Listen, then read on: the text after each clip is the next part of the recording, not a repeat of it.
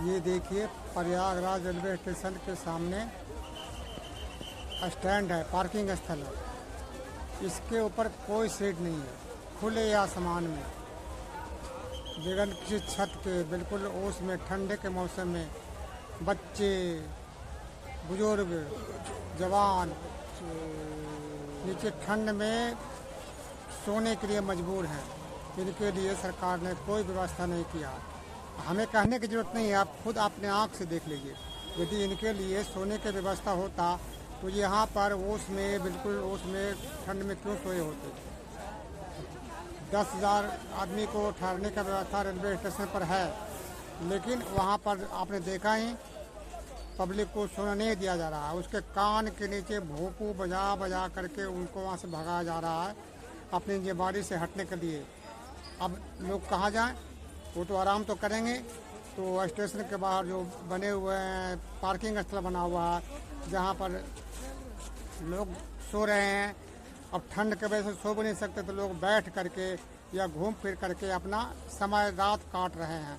ये देखिए, उनके जिनके पास कंबल वगैरह कई मोटे मोटे हैं वो तो लेके आए हैं, वो तो थोड़ा बहुत सो भी लेते हैं। जिनके पास कुछ नहीं है वो ऐसे ही ठंड में इधर उधर घूम टहल करके या वैसे लेट करके अपना समय काट रहे हैं। ये है हमारी सरकार, तो इसको क्या कहा जाए, हिसाब लगा लीजिए।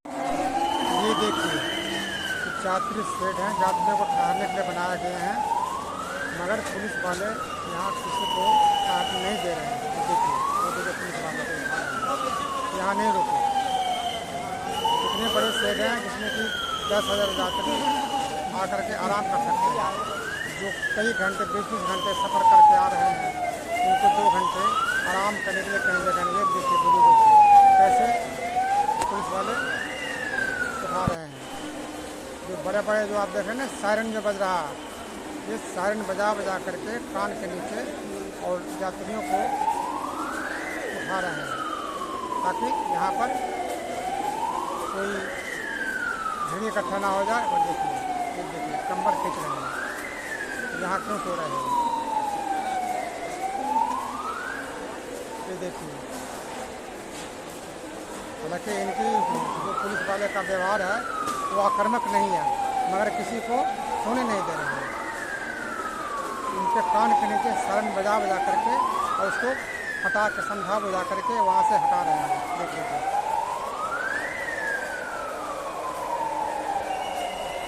किसी भी यात्री को वहाँ ठहरने नहीं दे रहे हैं।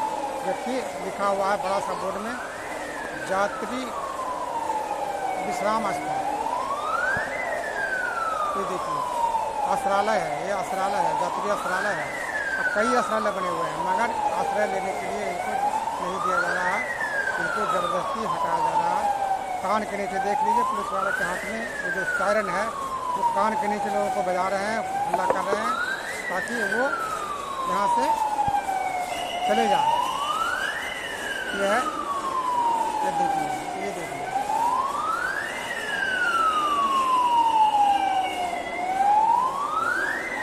किसी को भी रेलवे अपनी जिम्मेदारी को हटा रहे हैं, उससे बच रहे हैं और बाहर जा रहे हैं। बाहर देखिए छत के नीचे लोग, छत भी नहीं है, वैसे ही सो रहे हैं खुले आसमान में। ठंड के मौसम में लोग यात्री कुड़ रहे हैं, लेकिन इन्हें परवाह नहीं है। तो देख लीजिए, बाहर आपको देखेंगे वीडियो में, ठंड के नीचे यात्री सिकुड़ रहे हैं, लेकिन उनके लिए उनके दिल में कोई जगह नहीं है। यह है कुंभ प्रशासन, यह है हमारी सरकार। अब ये देखिए, यह है डिजिटल इंडिया। रोड खाली है, बस की व्यवस्था नहीं है, पैदल लोग चल रहे हैं, ई रिक्शा चल रहा है, मगर सरकार की इतनी नहीं है जरूरी कि वो बस की व्यवस्था कर दे। देखिए ये डिजिटल इंडिया में देखिए ठेले के ऊपर 4-4 आदमी को रख कर के लेके जा रहे हैं। देख लीजिए, ये है हमारा डिजिटल इंडिया। साथियों नमस्कार। प्रयागराज में महाकुंभ लगा हुआ है और देश के कोने कोने से यात्री संगम में डुबकी लगाने के लिए आ रहे हैं। हमारे हिंदू धर्म यही कहता है कि जो यात्रियों को सुख सुविधा का ध्यान रखना, उनको सही संदेश देना, सुरक्षा देना, ये राज्य की जिम्मेदारी होती है। लेकिन वहाँ पर ऐसा कोई जिम्मेदारी हमें देखने को नहीं मिला। जब यात्री ट्रेन से उतरते हैं तो 20-20 घंटे को 10-10 घंटे सफर करके आ रहे हैं, वो भी आलू की बोरी की तरह कस के, चैन से नहीं आ रहे हैं। तो वो आराम करने को होते कि चल थोड़ा 10 घंटे 2-4-5 घंटे आराम कर लें। कोई रात के 1 बजे, कोई 2 बजे, कोई 9 बजे उतरता है तो रात में कहाँ जाएंगे? उनकी आराम करने की तो व्यवस्था होनी चाहिए। तो उनको आराम करने के लिए सरकार ने कोई व्यवस्था नहीं किया। और ऐसी बात नहीं है, स्टेशन करीब 4-5 यात्री आश्रय स्थल बने हुए हैं स्टेशन में ही, जो परमानेंट है, बहुत बड़ी जगह है। वहाँ 10,000 यात्री ठहर सकते हैं। मगर जब यात्री वहाँ सोने जाते हैं तो उनको खिंच करके के उनके कान के पास भोंपू बजा करके उनको उठा दिया जाता है। बोले बाहर जाओ, बाहर चले जाओ, बाहर सोने की व्यवस्था है। और बाहर सोने की व्यवस्था क्या है? खुला आसमान, बाहर स्टैंड है, स्टैंड में लोग खुले में, बच्चे, बुजुर्ग, औरतें, सब खुले मैदान में ऐसे चाट बिछा करके, पन्नी बिछा के जिनके पास है वो लेटते हैं। लेकिन ठंड में नींद कहाँ से आएगी? जिसके पास कम्बल वगैरह है वो तो बेचारा सो लेते हैं, लेकिन जिसके पास कुछ नहीं है या एक आध चादर है तो वो करके अपने रात गुजारने को मजबूर है। इस तरह की हाल है प्रयागराज में, स्टेशन के पास में ही है। या फिर निशाचर की तरह रात में ही वो निकल देते हैं। यदि उनके पास ठहरने की उत्तम व्यवस्था हो, जो शेड बने हुए हैं, यदि उनमें भी ठहरने दिया जाए तो आराम करके यात्री जा सकते थे, मगर उनको ठहरने नहीं दिया जाता। इतना नहीं, जब यात्री जो स्नान करके वापस आते हैं तो उनको अलग अलग शेड बने हुए हैं, यात्री आश्रय स्थल बोलते हैं, लेकिन वहाँ पर आश्रय नहीं दिया जाता। वहाँ थोड़ी देर में वहाँ से बोलते हैं जो प्लेटफार्म पर जाओ, वहाँ गाड़ी लगी हुई है, और उनको गलत गाड़ी में भी भेज देते हैं। इस तरह की व्यवस्था वहाँ के रेलवे पुलिस सरकार की जो मेरा आयोजन समिति के लोग कर रहे हैं। फिर आगे जो वहाँ से जो संगम, वहाँ से कम तो गंगा जी तो कम से कम 8 किलोमीटर मोटा मोटी है, और जो मेन संगम है कम से कम 10-12 किलोमीटर है। तो लोग जाते हैं तो वहाँ से 5-6 किलोमीटर के लिए बाइक वाले या ऑटो वाले या फिर ई रिक्शा वाले ले जाते हैं। उनको कम से कम 100 रुपये 200 रुपये लेते हैं। कोई उस पर कोई निर्धारण सरकार ने नहीं किया कि हाँ भाई तुम, जब सवारी की कमी नहीं है, कोई कमी नहीं, जितना मर्जी सवारी ढो, मिनटों सवारी भर जाता है, वहाँ रोकते भर जाता है। लेकिन सरकार ने उनको खुली छूट दे रखा है, कोई रेट निर्धारित नहीं किया कि हाँ तो 30 रुपये या 40 रुपये लोग नहीं, 200 रुपये 100 रुपये से कम लेते नहीं है। आप 2-3 किलोमीटर बाद आगे जाके छोड़ देते हैं, बोलते हैं भाई यहाँ तो जाम है, अब आगे आने जा सकता है, यहाँ से 100 रुपये ले लेते हैं, 200 ले लेते हैं और छोड़ के आ जाते हैं। यही हाल होता है। जबकि वहाँ पर सरकार भी बस की व्यवस्था भी कर रखी है, जाने के लिए बस भी 20-20 रुपये लेकर के 4-5 किलोमीटर आगे छोड़ देता है, लेकिन आने के लिए वो भी नहीं है। कुछ टाइम के लिए तो उन्होंने किया भी कि बस से, हम खुद गए थे तो बस से 20 रुपये लेकर 4 किलोमीटर आगे छोड़ दिया और बोला कि आगे आपको वापसी के लिए बस यहीं से मिल जाएगी। लेकिन जब वापसी आए तो वहाँ से कोई बस की व्यवस्था नहीं था। क्यों?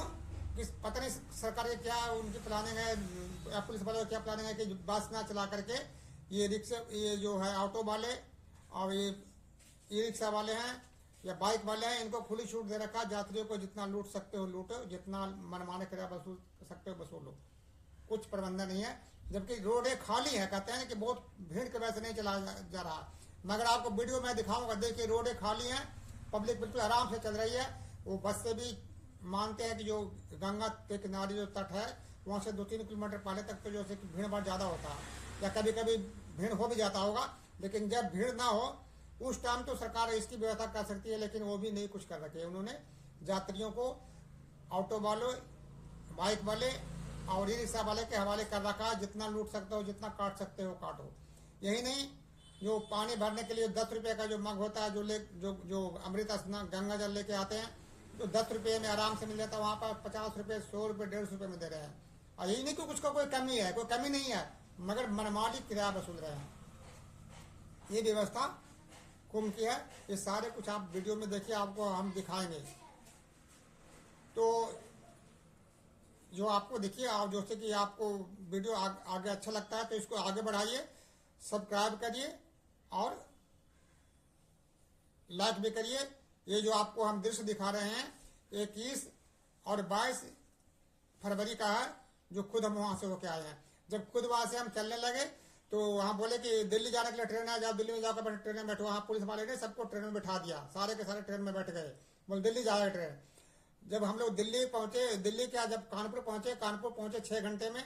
उसके बाद वहाँ पुलिस वाले बोलते हैं भाई ये ट्रेन दिल्ली नहीं जाएगी, ये यहीं तक थी, अब बीच में रास्ते में जाओ भी ट्रेन था वो पहले निकल चुका था। लोग वहाँ पर कानपुर स्टेशन पर दूसरी ट्रेन पकड़ने के लिए मजबूर थे। इस तरह से लोगों को गुमराह कर करके स्टेशन से बाहर भेजा जा रहा वहाँ, ताकि वहाँ पर कोई ना रुके। ये सरकार की नीति है जो सिर्फ यात्रियों को लूटने के लिए, परेशान करने के लिए, कुछ भी नहीं है। आजकल डिजिटल इंडिया बताते हैं, डिजिटल इंडिया है, मगर देखिए कि कैसे जैसे कि जो सीमेंट के कट्टा ढोने वाले जो ठेले होते हैं जैसे खींचने वाले, वो ठेले पर 4-5 आदमी को लेकर जा रहे हैं, हो रहे हैं। बाइक पर ऐसे तो बताते हैं कि 2 से 3 सवारी पर रोक है, मगर 3-3 सवारी को लेकर के बैठा के जा रहे हैं, उन पर कोई रोक नहीं है, कोई करवा नहीं है। क्यों कि सब पुलिस की, ये सारा काम पुलिस की मिली भगत से हो रहा है। उसके जो लूट में जो हिस्सेदारी है, मेरे हिसाब से तो पुलिस की हिस्सेदारी होगी, तभी तो इस तरह से छूट दे रखे हैं उनको पर। ना तो कोई रेट निर्धारित कर रखे हैं, ना तो उन्होंने किसी तरह कोई लाइसेंस दे रखे हैं कि तुम यहाँ तक जाओगे। मनमानी जिसको जहाँ मौका मिलता है वहाँ तक पहुँचाते हैं और मनमानी किराया वसूल रहे हैं। तो आपको आगे हम वीडियो दिखाएंगे, वो वीडियो ध्यान से देखिए और आगे बढ़ाइए। जय हिंद।